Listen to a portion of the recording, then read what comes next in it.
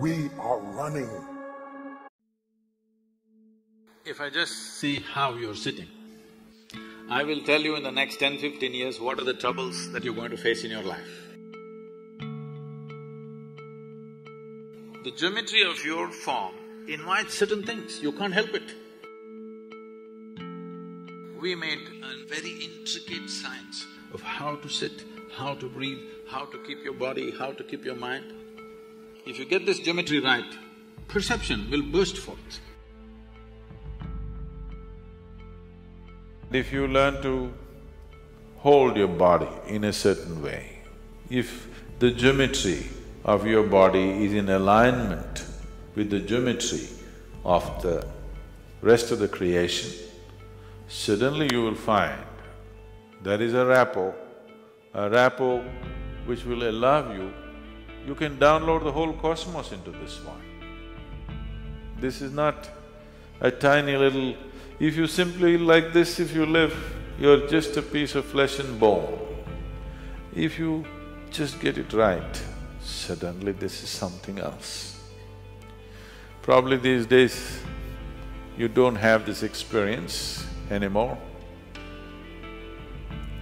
because you got all Tata Sky, dish net and all that stuff.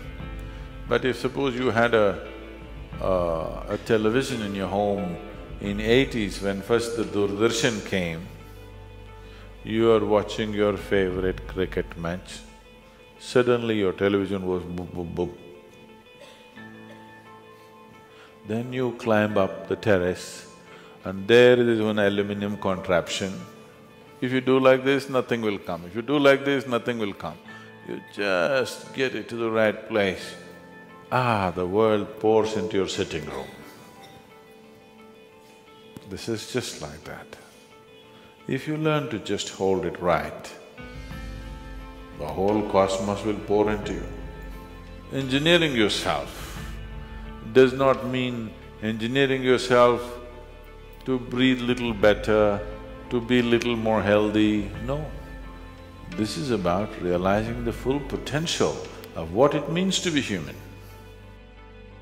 To perform different types of activity, in the yogic sciences, we observed that certain types of body positions will support certain activity to its best. Or in other words, what is called as yoga. What is called as yoga is another different thing. What is called as hatha yoga, the physical postures, it is about manipulating the body in such a way that you get to a certain geometric perfection, that your geometry is aligned with the larger geometry of creation so that you're always in sync, you're never off. And how balanced you are, how clearly you see things and how well you do things simply depends on how much you are in sync with everything else around you. Whether it's people or trees or life or just space, are you in sync with it or not will decide how smoothly, how friction-free is your function in the world. Now, I don't sit like this all the time, only when I speak.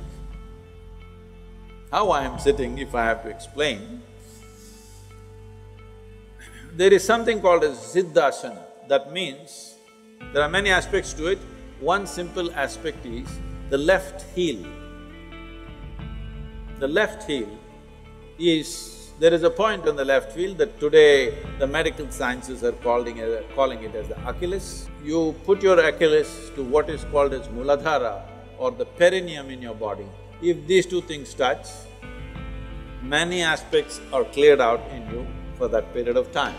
Many aspects means your thoughts are clear, your emotions are out, and there is a very clear perception of what's happening around you. You heard that Achilles was killed because an arrow was shot to his heel.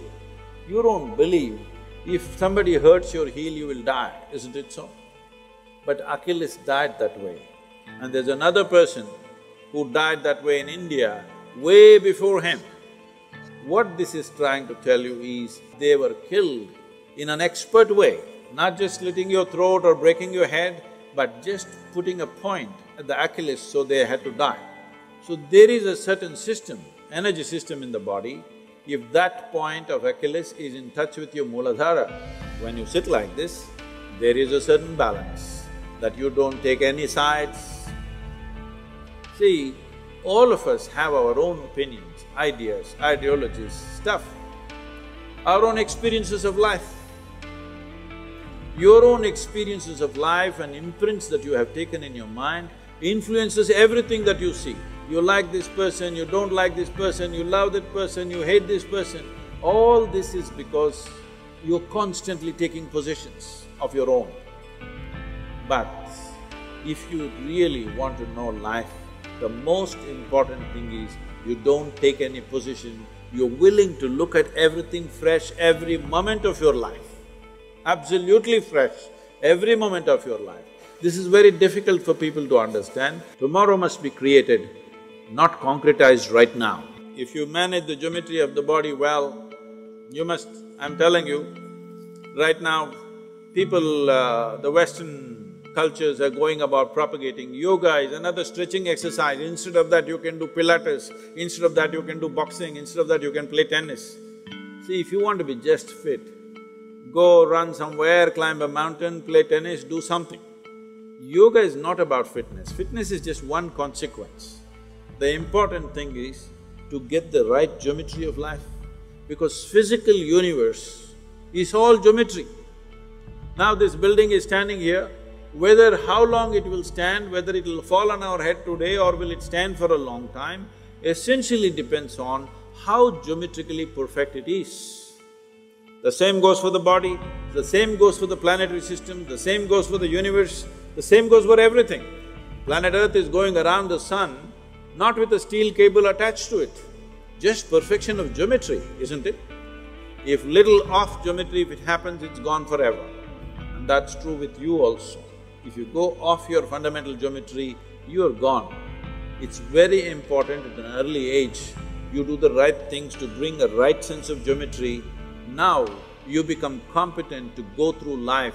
Those people who are thinking only good things should happen to them, obviously they're unfit for life.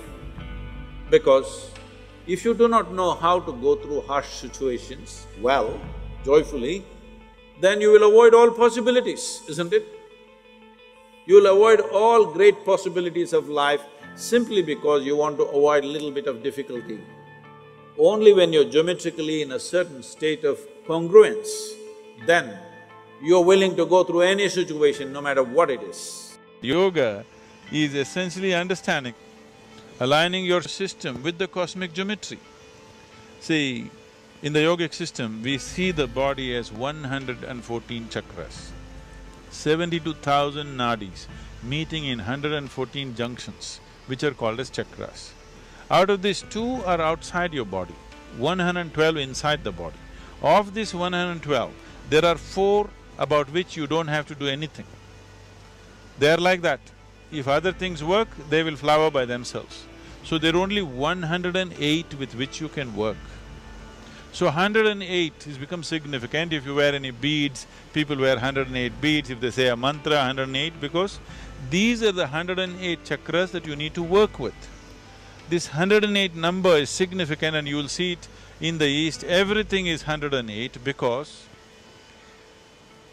the diameter of the sun and the distance between the earth and the sun is 108 times. The diameter of the moon and the distance between the moon and the earth is 108 times. The diameter of the earth and the diameter of the sun is 108 times.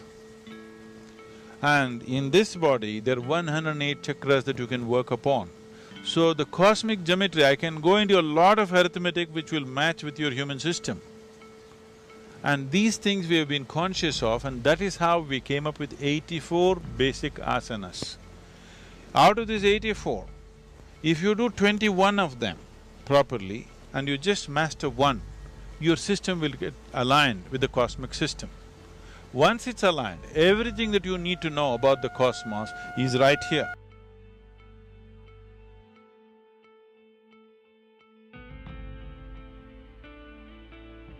We are running